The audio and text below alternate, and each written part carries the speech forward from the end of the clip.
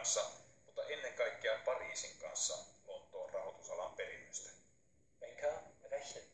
Und wer rechnet, der sieht, dass Gewerbeimmobilien in Frankfurt nur ein Viertel des Preises von London und eine Hälfte des Preises von Paris betragen.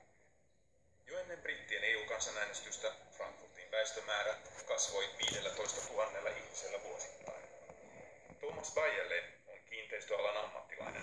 Hän huomaa lontoolaisten käyneen täällä, mutta kauppoja ei ole vielä syntynyt. Darf nicht vergessen, Sommerloch ist jetzt vorbei und die Entscheidung, was London-Frankfurt betrifft, wird klarer.